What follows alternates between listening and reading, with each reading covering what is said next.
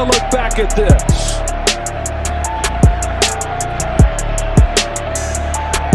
How does he maintain possession? Jenkins, and that definitely was a little helmet-to-helmet on that hit.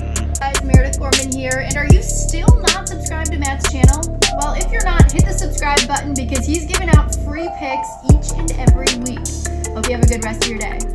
Yes, we are back. We are back. UFC Vegas 95 fight night card back at the Apex. Limited crowd, of course. It's Spivak versus Taboria 2. The rematch nobody asked for, but we'll see it as the main event here. 5-rounder. These two fought back in 2020, guys. Taboria won the fight via decision. Rough card. Rough card we have here, guys. A lot of fights dropped out. Opponent changes. I think there's only about 10 fights on the card as of now. I think they may try to add another one.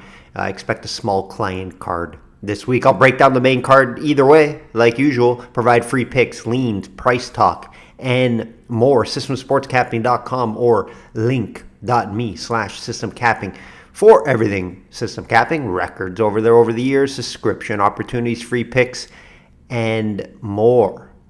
Learn how to beat the books long term.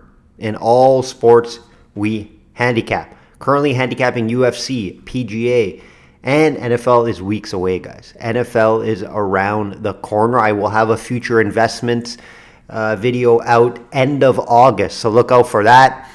Client card and future client card packages will be available end of August. I know a lot of you guys will get on board. I do appreciate that. Best time to get on board, right? You're going to get UFC, you're going to get PGA, and the NFL. So if you like volume, this is the best time to get on board. Another perfect card for myself and clients last week, guys. Going 3-0. That's what I count, 3-0, because there's 2 fight parlays in there. Technically 5-0 on all the fights. 2 fight parlays we cash on. Sometimes you have to adapt when you see these larger prices, minus 200, minus 250. And when you like multiple fights, you can get at plus money, around even money. For example, plus 106 on Dern and Lupe goes the distance. No concern that fight was going to end, guys. The only way that fight would end is Dern by submission. Only way, and it was very low odds. So you put that in there, and I matched it up with Magomedov. He won his fight. Fairly, the Polish fighter put up a good fight. I'm not going to lie about that, but, Magomedov, fairly easy decision win on the feet, especially in the volume category.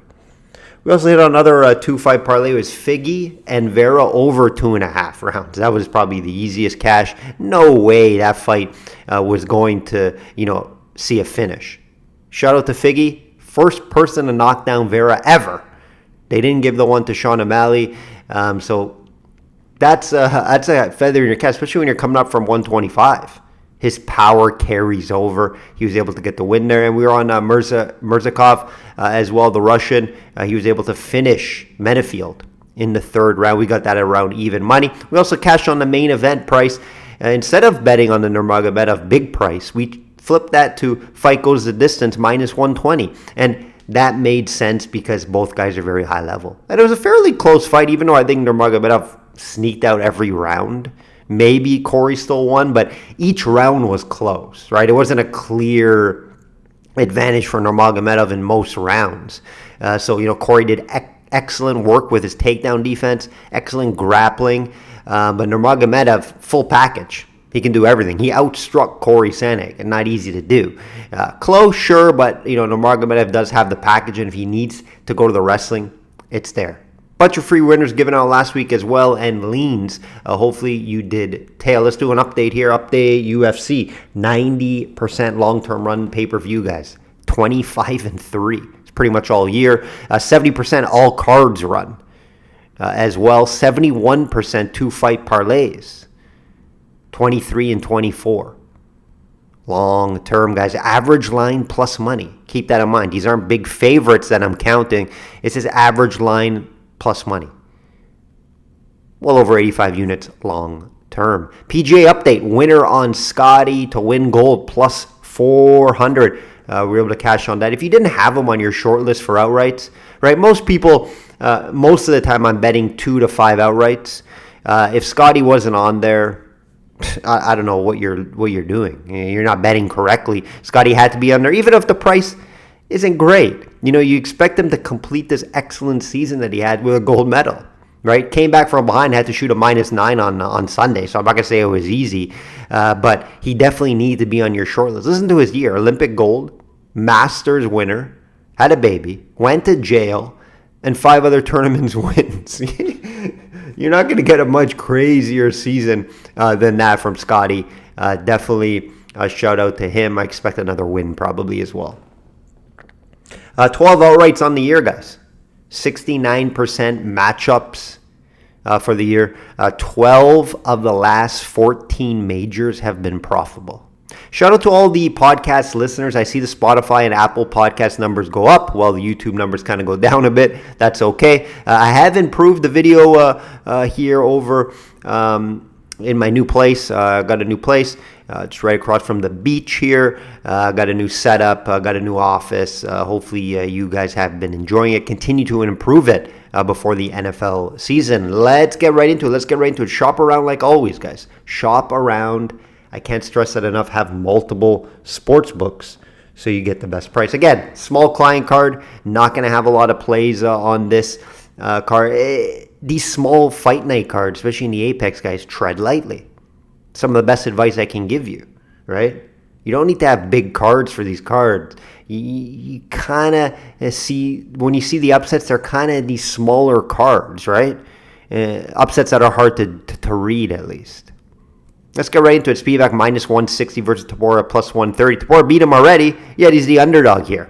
I can say Spivak may have improved, obviously, over that time, but hey, Tabora also was on a nice run there before his loss. Rematch nobody really wanted, I think maybe just besides Spivak, right? He wanted that back, right? It was back in 2020, so I can't look at that a ton, but you can look at it a little bit, and I went back and watched it. Tabora did well, takedown defense, and also to keep the fight standing, right? And he was able to win a decision, right? We all know kind of how this fight is going to want to go for Spivak, averaging 4.5 takedowns per fight. He's going to want to get Tabora down to the ground. However, Tabora has solid takedown defense at 79%. It's fairly solid, right? Tabora had lean with the striking and the boxing. We have seen him go deep in fights. This is a fight I could see go some rounds. Could it go all 5? It could. Be a little surprised if it does, but I expect it at least to go over a few rounds here. Neither guy really has like that one-shot knockout power, and especially if I expect Spivak to get this fight down on the ground at some point, kind of just maybe laying on him, right? You could see this getting out of the second round here. Recent form from these guys, both the same, right? That's why there's a little value with Tabora here. Tabora, because +130, he's won this fight before in this matchup, and I do think these guys are fairly even, right? So Spivak at -160, I personally can't get there. It's not going to get my clients' money this side here, but let's look at it a little more. Recent records, last 5 fights, Spivak 3-2. Right, best win there, Derek Lewis. He beat Sakai, beat Craig Hardy. Oh, my God. Only solid win in there, I guess you could say Derek Lewis. But, his plan was just take him down there. The 2 losses were against top-level guys, right? Aspinall and Game. Both these guys, Tabora and Spivak, I have them in the same scenario, in same situation. Mid-tier guys. They're just never going to get a title shot, never going to get in the top 5, in my opinion. Just always going to be floating around journeyman-type style guys. Tabora also 3-2 last 5 fights, right? Wins over Tuivasa, nice win there. Ivanov and Romanov. Losses against higher level guys. Aspinall beats everybody. And then Volkov, right? So again, they make step ups, they lose the fights. Both guys are fairly well-rounded, I would say. Spivak not as great on his feet. Obviously is Tabora, but it's not a glaring hole in my eyes. Again, we don't see a ton of wrestling and grappling from Tabora, but hey, if he's going to bring it down here, maybe he's going to throw up some submissions. We'll have to see here. Ugly one. It's an ugly one to bet. I'm going to be staying away, like I mentioned, from a side here. if you have to play it, you may look at some value at plus 130 at Tabora. Again, he won this fight before. His takedown defense seems to be good enough, but we could also see Spivak get this fight down to the ground, kind of smother him, maybe find a submission at some point, or maybe just a ground and pound. We could see that as well. That's why I'm not going to be betting a side here. I probably won't have any bet on this fight, to be honest, guys. If I can look at a decent price on the over, maybe 2.5 rounds, I may look there. But again, you don't have to bet on every fight. This is a very close fight in my eyes. Tough fight to call. Coleman should be a good one, guys. Should be a good one. Should be entertaining. Mariscal minus 220 versus Jackson plus 180. I like Mariscal. Just don't love the price here, right? We see a 3-0 in the UFC so far. Hasn't lost a fight for 4 years. Jackson, veteran guy, 3-2. Could steal fight. Could sneak out fights, sneak out wins. We know he's a good grappler. His striking is fairly good, but the question always is durability, his cardio, right? There's always some questions on the Jackson side. Nice win though last time over Alexander Hernandez. A nice win there. Mariscal is well-rounded. Could even look for takedowns here, right? Mariscal obviously likes to stand on the feet, can bang, stand and bang, has some power, but he also has the takedowns here where Jackson's poor with his takedown defense at 40%. So I think Mariscal makes this an MMA fight. He wins this fight. He's averaging over 2.3 takedowns per fight, guys. Right? Also very durable. Trains at altitude. And I personally think he's, in his prime at 29, 30 now. I have to look at his way. Don't love the price. Could sneak into a 2-fight parlay for me. But yeah, Jackson, I'm not high on. Hard to trust. He's been finished 4 times, guys. And he just gasses in a lot of his fights. Now, veteran guy, like I mentioned, he can win fights due to being fairly well rounded, but the durability concerns, gassing out. Mariscal is going to be a lot more durable than him. I expect him to have the better cardio. Hard not to look at Mariscal here this week. Should sneak into a 2-fight parlay for me. Santos minus 130 versus Chandler plus 110. Ugly one here. I have about a coin flip type of fight. You're going to want to watch the weigh-ins if you bet all fights. Chandler could struggle making weight. She's a bigger girl, 145. If you see her make 135, she's struggling. It's tough to see, right? Like, Chandler's path is going to be to take down Santos to win this fight, right? Santos does not have good takedown defense. It's poor, right? I think about 40% takedown defense, guys.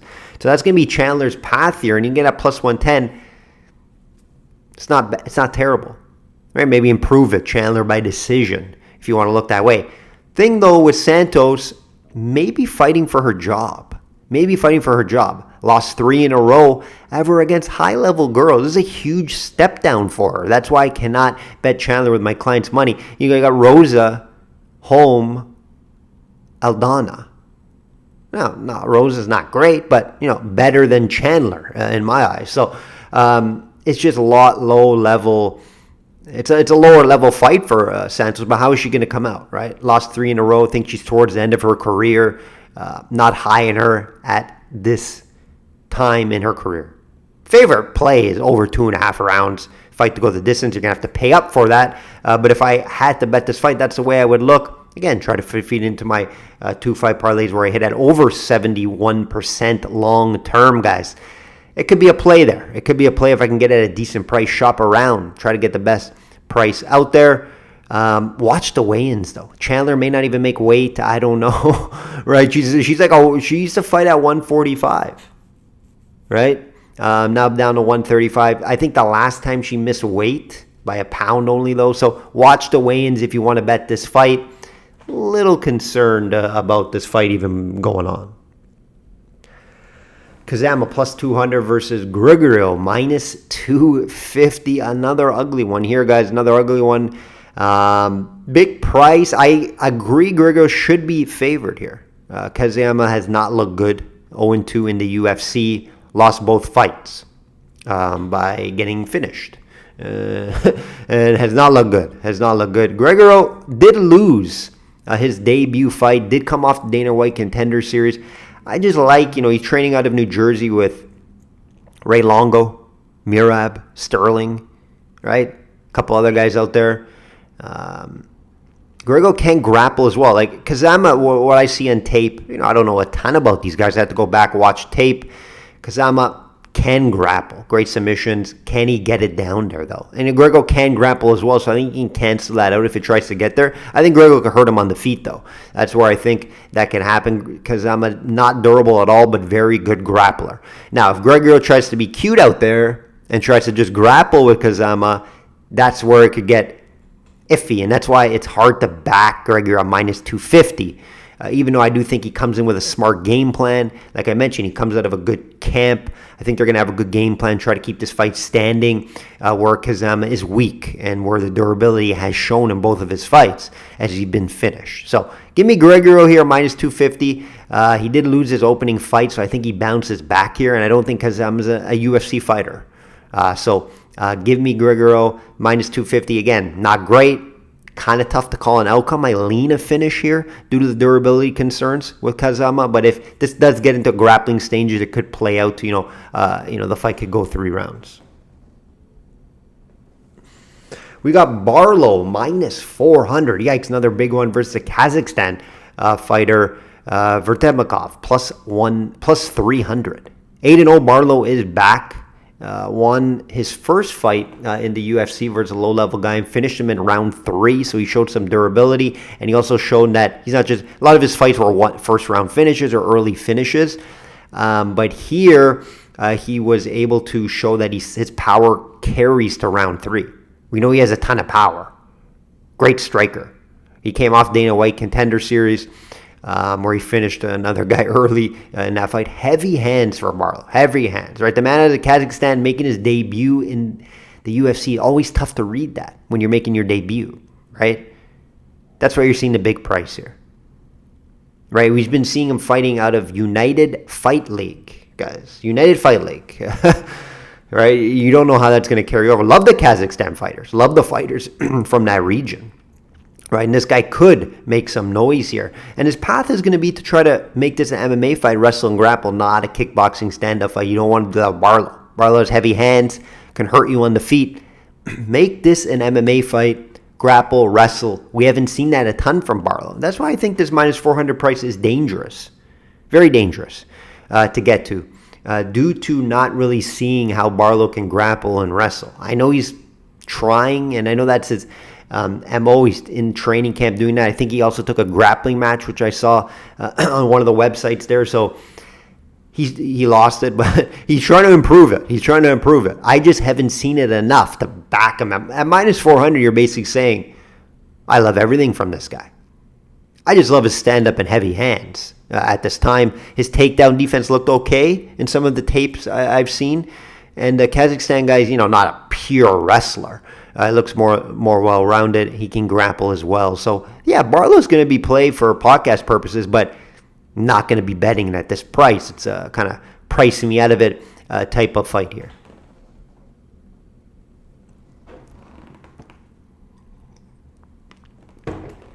Water break, guys. Last one I'll talk about here, Rosa minus 200 versus Kinzad plus 170. Another women's fight I see go over the 2.5 rounds. 2.5 rounds, fight goes the distance. That's the way you look at these women's MMA fights when they're mid-tier girls, right? When there's no clear advantage. Both these girls can strike, and it's mainly going to be a striking battle in my eyes because I do expect, both girls are strikers first, don't wrestle a ton, even though Rosa should try to wrestle because she has a grappling advantage, and Kinzad struggles in the submission game. She's been submitted 3 times, and she's been submitted in her last fight against Chason. We were on Chason in that fight. I've made a lot more money betting on Kinzad than betting against her than betting on her. I probably never really bet her. Maybe a while ago when she was coming up and she went on that win streak. But I've been fading her the last 2 fights, and we were able to cash on her because of that, right? Problem with Rosa, though, if this is just a striking battle for 3 rounds, split decision, flip of a coin, I don't know, right? But if Rosa tries to get this fight down to the ground, tries to grapple against the cage, I do believe she's going to be stronger in there, have the better grappling, and even the better wrestling. Will she use that, though? Well, the fight IQ is questionable with Rosa in most of her fights. All right, we've seen Rosa try to stand and bang and box with Aldana for 3. It's not the smart game plan when you know the way to beat Aldana is try to take her down. I'm not saying Rosa is some excellent wrestler or takedown artist, right? But she has a black belt in the grappling department. She's going to know how to get the fight down to the ground, right? In some capacity. We have seen it before in the past. Now, she does have decent striking as well. I get it. But why try to just stand and bang because when that's what she does? She's a pretty good striker, the Swedish fighter, right? Her weakness is the grappling. So try to get it there. Try to get it there. Will Rosa do? I don't know. And at minus 200, I'm not willing to pay that. Well, I'm not willing to pay. Hopefully, Rosa does this, and this. Right? I'm sure her coaches are smart, and they tell her the same.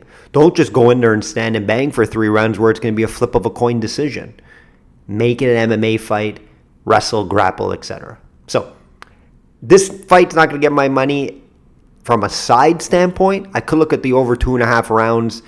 Fight goes the distance in a possible parlay play this week. That will do it, guys. That will do it. Not a great card from a betting standpoint or from a viewer standpoint as well, but it's an Apex card. We're used to it. We continue to grind. We continue to grind these smaller cards, usually smaller client cards for these, and system doesn't allow big cards for these type of fights. Look out for that NFL video. It's going to be out in a couple of weeks, guys. Preseason starts this week.